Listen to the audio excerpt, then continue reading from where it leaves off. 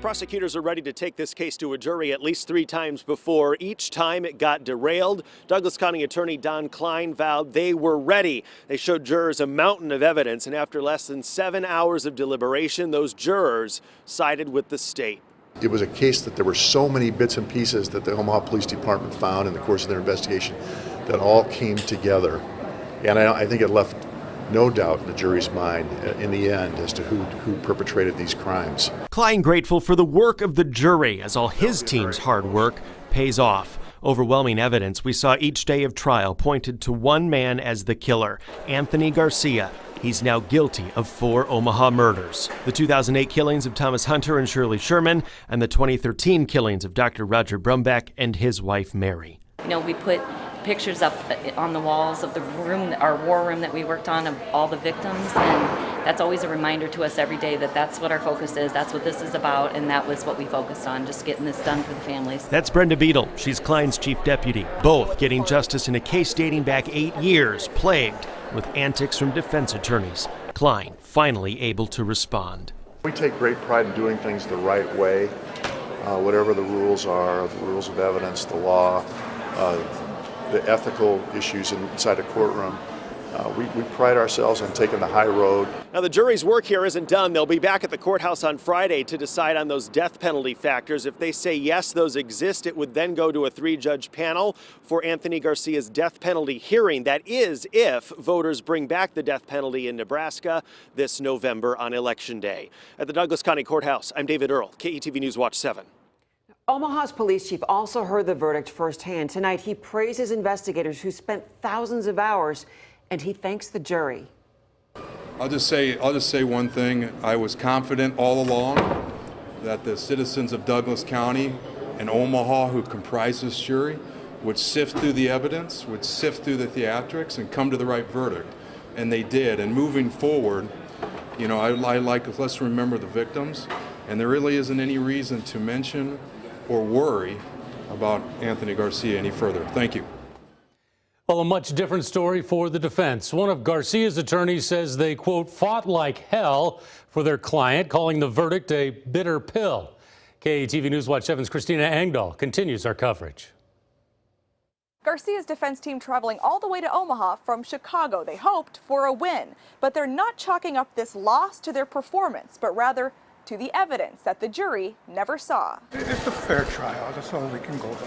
Leaving the courtroom, their hearts broken. Anthony Garcia's parents promise to stick by their son. Whatever it takes, whatever it takes, whatever it takes. They sat through most of Garcia's trial, heard every detail of 4 murders committed at his hands. But his attorneys still say police have the wrong guy. It doesn't sit well with me, and you know, I'm swallowing a bitter pill right now, and but one thing I can tell you is we all fought like hell.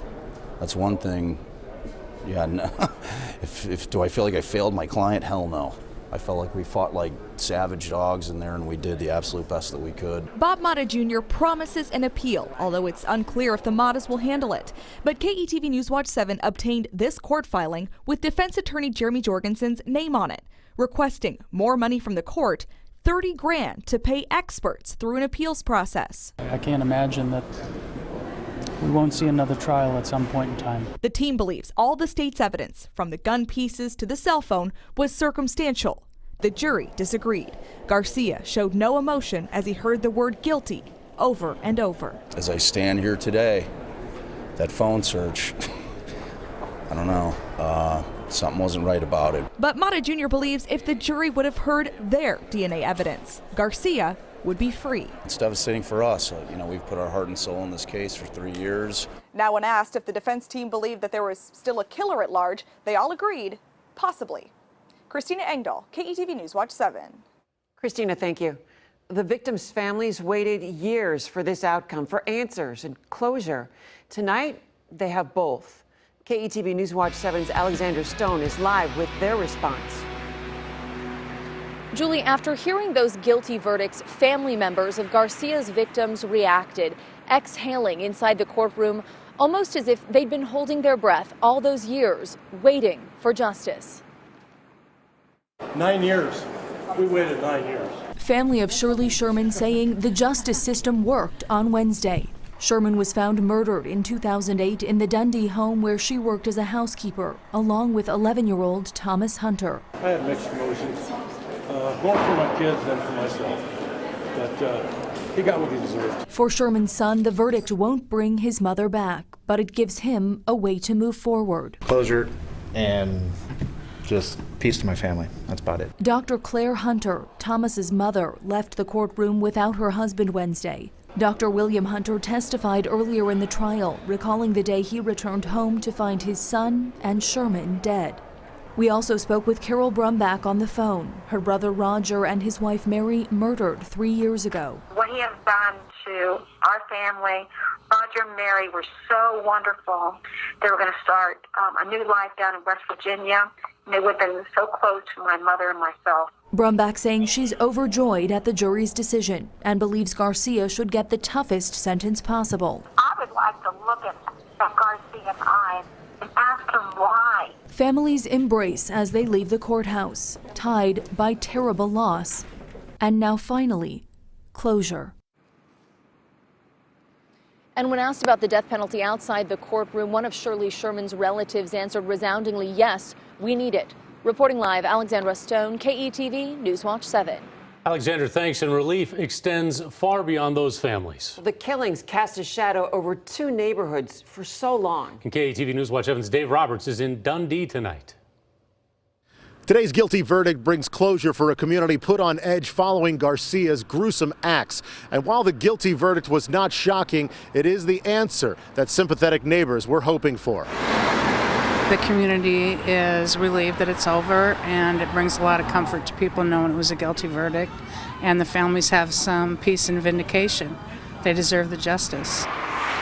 Justice isn't just felt where people live, but also among mourning colleagues at Creighton University. Most people at the university, and I don't want to speak for everybody, but I think most people are pleased with the outcome of the trial. Nothing will ever bring back the 4 lives lost, but the guilty verdict handed down offers a sense of security. I think it's a big relief for the community, for Dundee and for the whole metro area that this is perhaps over now. I feel for the hunters and the other people that were involved.